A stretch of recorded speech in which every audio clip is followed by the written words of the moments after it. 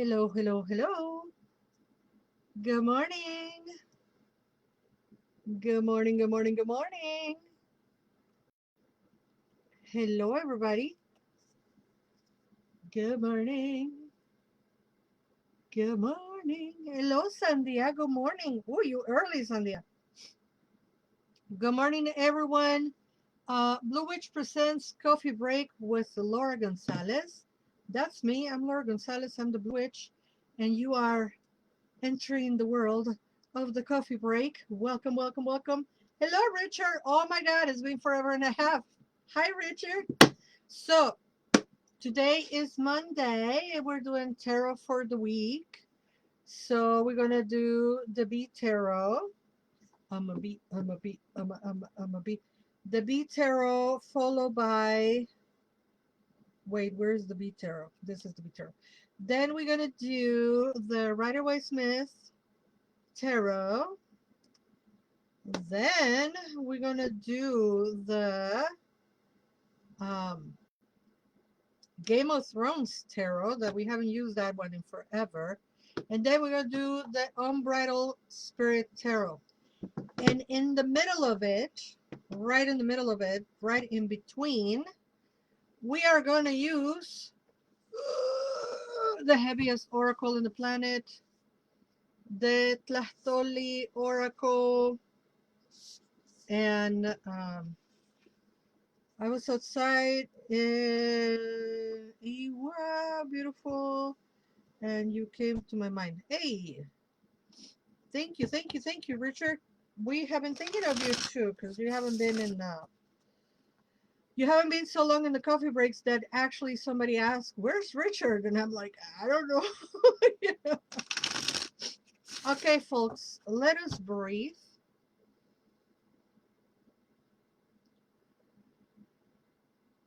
May we go deep into ourselves and find the answers that we seek, and those be used for the greater good. So be it. It feels good stopping and pausing and breathing. And let's see what the B Tarot has for us today. Yes, I'm trying not to look at the cards. I'm trying not to be.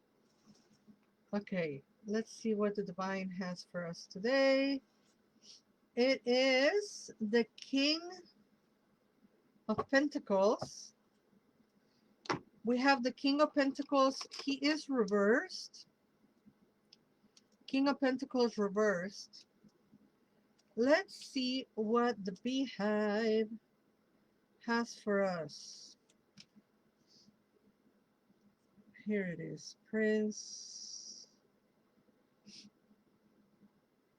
King of Pentacles. Is it this one? Yes. So the King of Pentacles, but we have the card reversed, right? So what does it mean? This is an individual who overdoes everything. They overindulge, they overspend, they have a tendency to debt and go from one self-induced crisis to another. They love things but will collect them for a face value alone. They might not ever use them. They can be uncouth and insensitive to the needs of others. Hello, Marcus. So good to see you. So, this is an individual who overdoes everything. They overindulge, they overspend, they have a tendency to debt and go from one self induced crisis to another. They love things but will collect them for face value alone. They might not even ever use them. They can be uncouth and insensitive to the needs of others. Well, that is not the energy we need. If that is you, be cautious with be mindful. And if that is not you, and that is someone around you, I don't know. I don't know. I don't know. It's just that's the message that we got. Sometimes I don't necessarily interpret the people of the court as people outside of us. quite often I think about the people of the court as qualities that we have. So if that will be the case, that you are just stress shopping, don't, you know. By the way, if you have Netflix, I highly recommend. Was it in Netflix? I think it was. I don't get paid by none of these people, just so you know. Documentary called Buy It Now.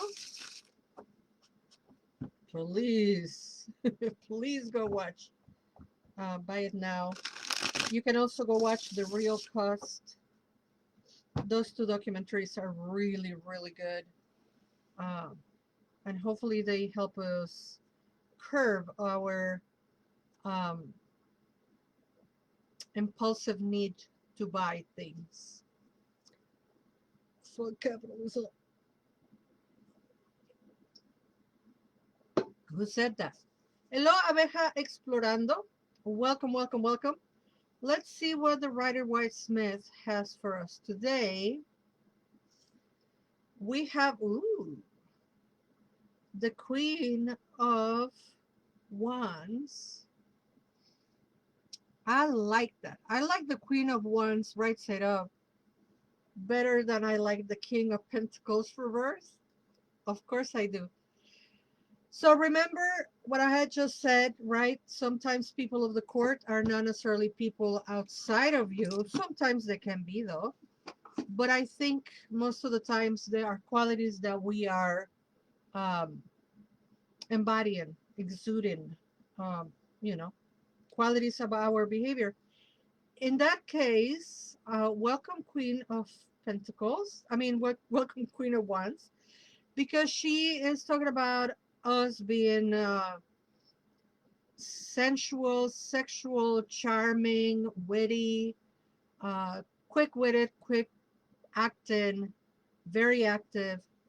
Um, it represents all the command of the element of fire, right? So it will be transformation, creativity, again, sexuality, healing, right? A lot of people in the tarot community, they call her the witch, right? So some people say this is the card of the witch. So if you're feeling very witchy today, do the spell, do the magic, do the hex, do the curse, do whatever it is that you're feeling inspired to do, you know, do whatever it is that you need to do, witchy, do whatever you think is needed to do, witchy. Hello, La Dancy Nancy. So yeah, this card is telling us we might be feeling very witchy today. So let's do the healing or the baneful work or the spell, whatever it is. But also feel content and feel, you know, regal and have agency of self, right? And sometimes I don't very much like the concept of monarchy because, you know, colonization. But I like the concept of agency and being regal. Do with that information what you will. Speaking of information, please go to bluewitch.org, bluewitch.org. Sign up for the newsletter. Start thinking about a number between 1 and 391. Between 1 and 391. Put it on the chat. Um, Go to bluewitch.org. Sign up for the newsletter. The newsletter will give you a clue. The clue will give you a discount. By the way, January's newsletter went out on January 1st. Look for it on your inbox or your junk tray. Read the little code, the little clue, and on January 28th at the um, coffee break, I will ask for the clue, and whoever gives me the clue will win a 30% discount. So La Dancy Nancy got us the number, and is number 30. Ooh! La Dancy Nancy is onto something. It's a very quick, so this is the number you pick. Number 30 is the very generic image that she puts on the oracle, but the message is nonetheless beautiful, succinct, and cute. Who is she? Siwa Masak, the creator of this oracle. Can you all see me? Yes. Okay. Say yes to the invitation. Dile sí a la invitación. That's it. That's it. That's the message. That's the message, my friends. So I'm inviting you to come and sign up for the Blue Witch newsletter. Say yes. See what I did there? Say yes to the invitation. Dile sí a la invitación. Thank you, La Nancy, for giving us the number. So, yeah, there are more things that I'm going to be inviting you to in just a minute. Um, a lot of new things happening on 2026. Starting on February, we're going to have so much for you to have fun together. So, Nancy say I added today's date to come with number 30. Yeah, that makes sense. 9, 10, 11, 12, 13, 14, 15, 21, 12 y 1, 3. Very good, very good, very good. All right, kids, let's see what the Game of Thrones Tarot has for us. And I got the Game of Thrones because I think a new series just started or is about to start. The Night of the Realm or the Night of the Seven Realms, something like that. Let's see who we have. Are we going to have another people of the court? Is that the theme for today? Not quite. But we have the magician. Forgive me, Sansa. And then Arya takes 7 steps and ends him. I'm not spoiling. Game of Thrones has been over for so many years. That's my favorite scene when Arya takes care of this guy finally. So, despite the Game of Thrones storyline, the card that we have is the magician. I like that first we have this warning of not being spending our resources too unconsciously. Then we have the Queen of Wands saying, hey, take agency of yourself. Then we have the invitation to say yes to the invitation. And now we have the Magician. And the Magician is a card of power. It's a card of wisdom. It's a card of having knowledge and knowing when to apply it. It's a card of manipulating the elements on our table. It's not about yearning or wishing for something that we don't have. It's about creating it with the tools that we have. Holy cow, who's whispering all this to me? It happens. Sometimes I'm saying things that I'm like, what? Where did that come from? Because I'm just imagining the magician, right? And he is not jealous. He's not preoccupied. He's not concerned about the things that are not there yet. He knows that he can create them. He can manipulate what he has. And that is one word that, when taken out of context, it could sound negative, but it's not. The literal um, meaning of manipulation is to working with your hands, right? Mani, the mano, from the Latin words. Manipulation is just moving things and working with things. And in this case, the magician, the magician, working with the elements that they got in order to materialize. We don't use the word manifest because it's yucky. We materialize things. We materialize what we want, just like the magician. So, folks, hands on. Hands on with the tools that you have to materialize the reality that you deserve. Damn. Hands-on with the tools that you have to materialize the reality that you deserve. Somebody write that down for me, please. Send it to me on a DM so I can post it later. Thank you, Goddess. Oh, I was going to tell you about other invitations, guys.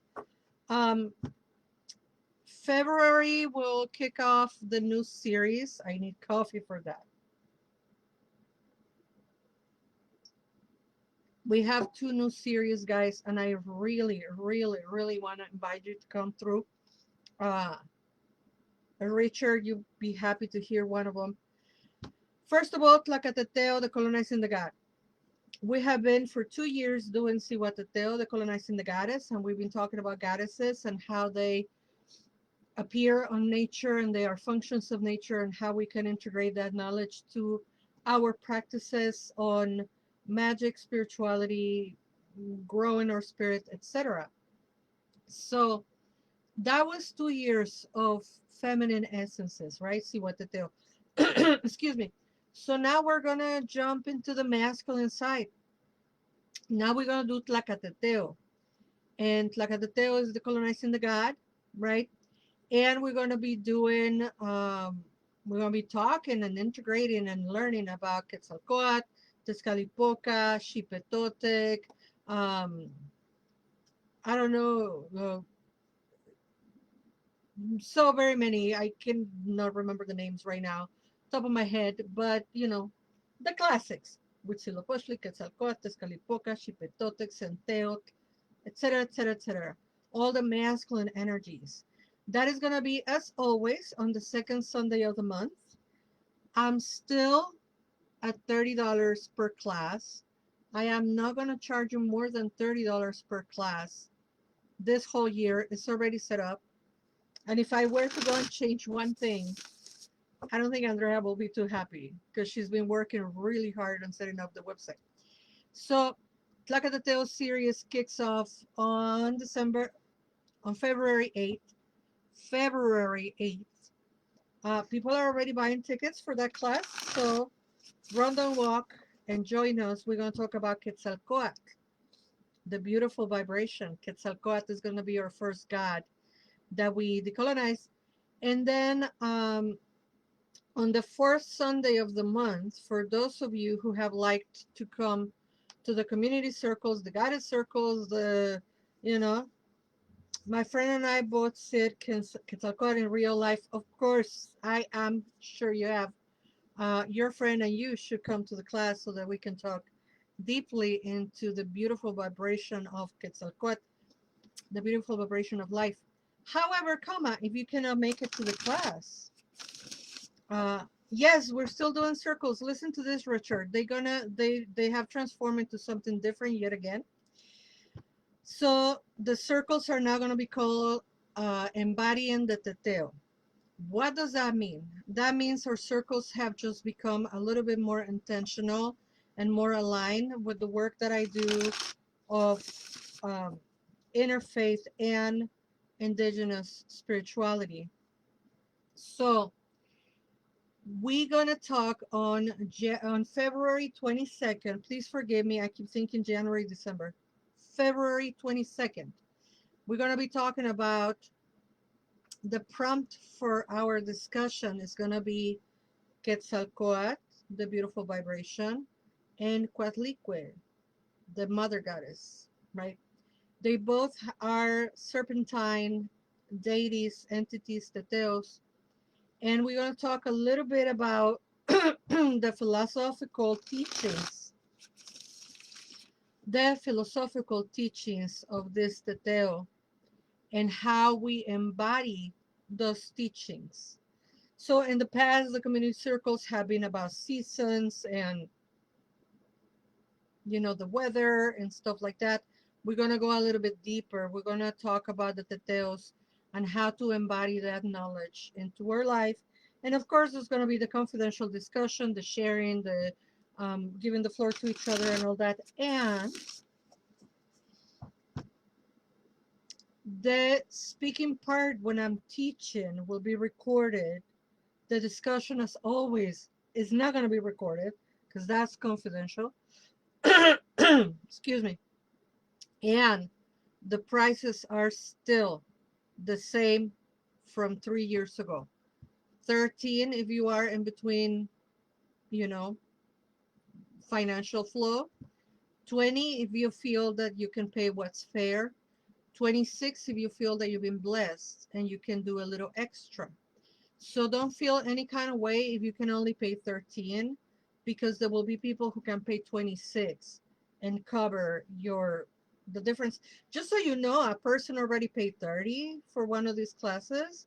So if you can only pay 13, the person who paid 30, thank you, person who paid 30, thank you.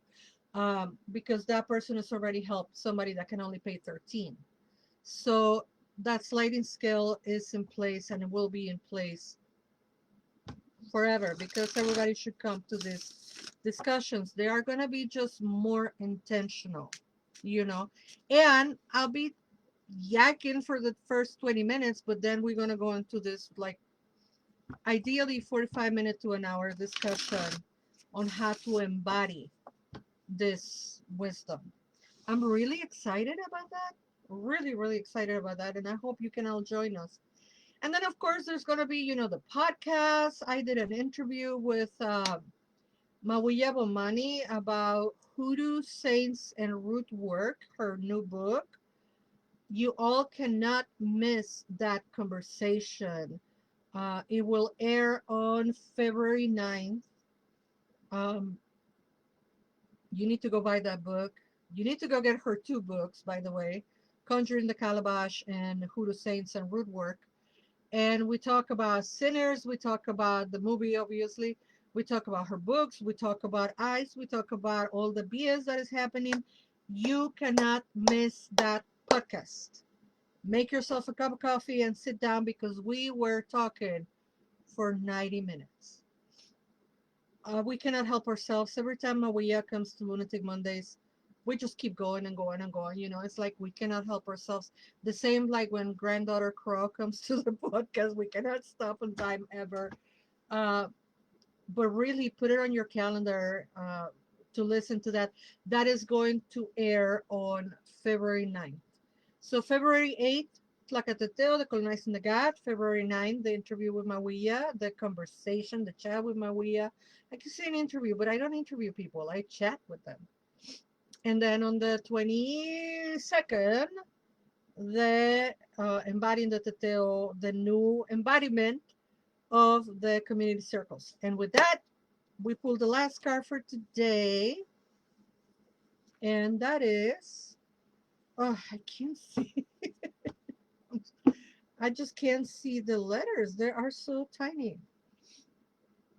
The Hanged Man. We have the card of the Hanged Man. It's a major arcana card. This is card number 12. Here we are. The Hanged Man. That's the image, right? And it came right side up. So it's telling us in an American Western show, a man from the Caucasus region performs a precarious maneuver called the Cossack drag, part of a form of equestrian called Jigitovka. I'm sure I'm pronouncing that wrong. The military used these skills to help those in battle and have an advantage in fighting in any situation. The spirit of the hangman has found this man in a new situation. He has surrendered himself to the universe rather than resisting change or refusing to adapt. He has transitioned, finding a way to make these new circumstances work in his favor. How can you be more like him as you face challenges? Boy, haven't we learning for a year. This feels like some kind of graduation. Let me read again.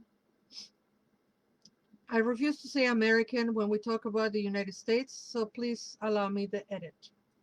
In a United States Western show, a man from the Caucasus region performs a precarious maneuver called the Cossack drag, part of the form, part of a form equestrianism called jigitovka.